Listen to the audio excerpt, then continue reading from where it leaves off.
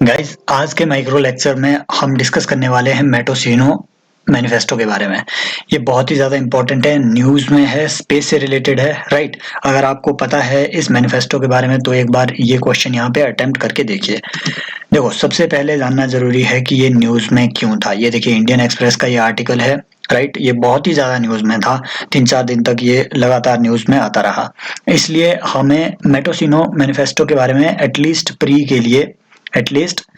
के लिए थोड़ी इंफॉर्मेशन रखना जरूरी है। याद रखो, अब ये मेटोसिनो क्या है? मेटोसिनो बेसिकली एक पोर्चुगाल में एक ये शहर है पोर्चुगाल का। तो वहां पे एक मीटिंग हुई, मिनिस्ट्रियल लेवल की एक मीटिंग हुई यूरोपियन स्पेस एजेंसी की। इसमें इन्होंने एक मैनिफेस्टो अपना जारी किया। मैनिफेस्टो मतलब एक, जहां इनके गोल्स, इनके एम्बिशन, फ्यूचर प्लान्स जहां पे लिखे हो, किसके? यूरोपियन स्पेस एजेंसी के फ्यूचर प्लान्स इस मेटोसिनोस मैनिफेस्टो में लिखे गए हैं, right? So these future plans relate to the use of space for societal, economic and security purposes, right? In order to deal with societal, economic and security challenges, future security challenges, a manifesto has been released by European Space Agency, right? और उसी manifesto को हम कहते हैं मेटोसिनोस manifesto. ये recently जारी हुआ है और इसमें बेसिकली इन्होंने 3 ऐसे एक्सीलरेटर्स इन्होंने उसमें मेंशन किए हुए हैं कि इन 3 जगह पे हमारा प्राइमरी फोकस रहने वाला है स्पेस के यूज को लेकर के। नंबर 1, स्पेस का यूज फॉर ग्रीन फ्यूचर, कि ग्रीन एनर्जी को प्रमोट करो, ग्रीन इकोनॉमी को प्रमोट करो। ग्रीन इकोनॉमी मतलब जिसमें एमिशंस आपके बहुत कम हो, राइट? पोल्यूशन बहुत कम हो, right? That is your green economy, that is your green future, sustainable future.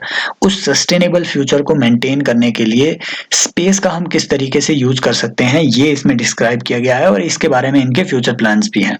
दूसरा और मोस्ट इंपॉर्टेंट चीज है कि rapid and resilient crisis response, कि आपका जो क्राइसिस आते हैं किसी भी तरीके का, वो क्लाइमेट क्राइसिस हो सकता है, राइट?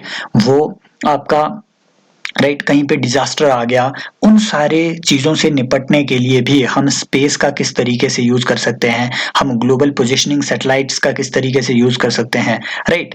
तो इस जियो स्पेशल इंफॉर्मेशन का किस तरीके से हम यूज कर सकते हैं, ये सारी चीजें मेटोसिनोस मैनिफेस्टो में लिखी गई है, बताई गई है, इनके फ्यूचर प्लान्स हैं। अब जब हम क्राइसिस रिस्पॉन्स की बात कर ही रहे हैं, राइट, तो डिजास्टर मैनेजमेंट के बारे में आपको एक और चीज याद रखनी है, Sendai framework, right? Sendai framework. तो सेंडाई फ्रेमवर्क हमने 2015 में, जापान का एक सेंडाई शहर है, राइट? 2015 जापान के सेंडाई नाम के शहर में जो दुनिया की कंट्रीज थी, वर्ल्ड लीडर्स थे, इन्होंने एक फ्रेमवर्क अडॉप्ट किया, सेंडाई फ्रेमवर्क। तो ये किस चीज से रिलेट करता है? ये आपके डिजास्टर रिस्क रिडक्शन से रिलेट करता है। तो जो भी आपके डिजास्टर्स आएंगे उससे निपटना कैसे, उसके रिस्क को कैसे रिड्यूस करना है, उससे ये रिलेट करता है, राइट? तो ये आपको याद रखना है। साथ ही में सेंडाई फ्रेमवर्क को इंप्लीमेंट करने के लिए इंडिया की लीड में लिया गया एक इनिशिएटिव भी है, CDRI करके, right? CDRI, coalition for disaster risk reduction initiative, right? तो ये एक इस तरीके से CDRI करके इनिशिएटिव लिया गया है। ये सेंडाई फ्रेमवर्क को इंप्लीमेंट करने के लिए लिया गया है। याद रखना, ये इंडिया की लीड वाला इनिशिएटिव है और इसमें चाइना इसका मेंबर नहीं है, याद रखना है, चाइना मेंबर नहीं है।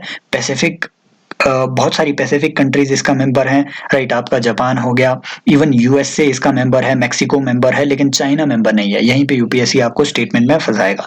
तो ये 2 एक्स्ट्रा इन्फॉर्मेशन आपने याद रखनी है, राइट?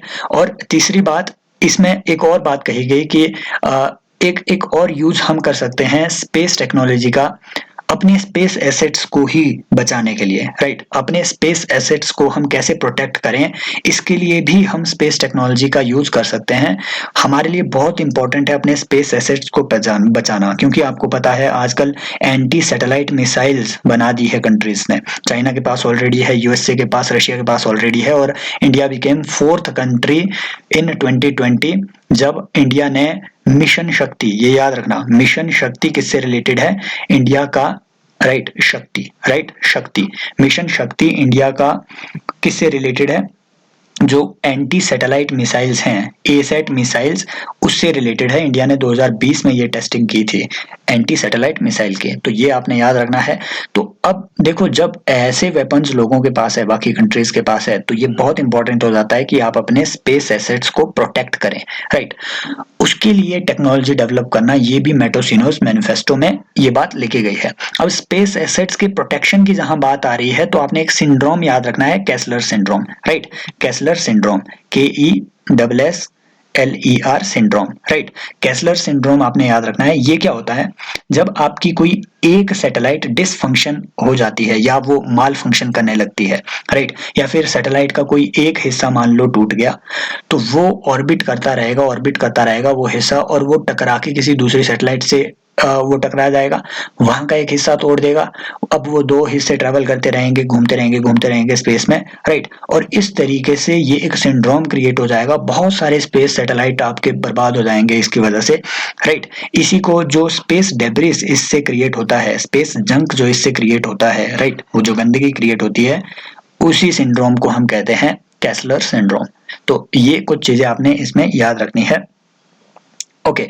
और हाँ, यहाँ हमने क्लाइमेट सॉरी जो आपका क्राइसिस रिस्पांस पे हमने जो बात की अभी, राइट, जो सेंडाई फ्रेमवर्क की बात हमने की 2015 में, जो हमने अडॉप्ट किया, राइट। और फिर CDRI की हमने बात की, जो कि सेंडाई फ्रेमवर्क को लागू करने के लिए एक कोलिशन बनाया गया है इंडिया की लीड में।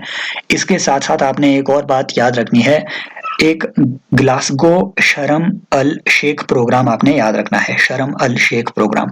ये शर्म अल शेख क्या है, ये बेसिकली इजिप्ट की एक सिटी है, राइट। इजिप्ट, मिस्र की ये एक सिटी है, जहां पे अगला कॉप, कॉन्फ्रेंस ऑफ पार्टी होना है, राइट। कॉप किस चीज का, UNFCC का जो अगला कॉप है। इस बार कॉन्फ्रेंस ऑफ पार्टी कहाँ हुई, ग्लासगो में हुई।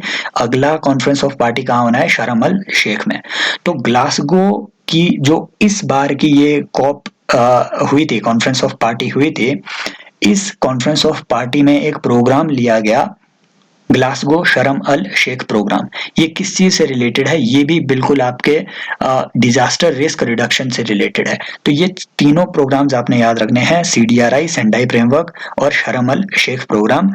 इस प्रोग्राम को शर्म अल शेख वाली जो अब अगली कॉन्फ्रेंस ऑफ पार्टी होगी, उस प्रोग्राम में, उस शर्म अल शेख सिटी में नई कॉन्फ्रेंस ऑफ पार्टी में इसको रिव्यू किया जाएगा कि हम कितना इम्प्लीमेंट कर पाए इस शर्म अल शेख प्रोग्राम को, याद रखना। तो हमने CDRI के बारे में पढ़ लिया, हमने शर्म अल शेख प्रोग्राम के बारे में पढ़ लिया, सेंडाई फ्रेमवर्क के बारे में पढ़ लिया। इतनी सारी इन्फॉर्मेशन इसी एक वीडियो में हमने देख ली। आई होप आपको ये वीडियोस अच्छी लग रही हैं। सब्सक्राइब कीजिए चैनल को और शेयर भी कीजिए, सपोर्ट करते रहिए, आपके सपोर्ट की जरूरत रहेगी। हम मिलते रहेंगे। Thank you, bye bye.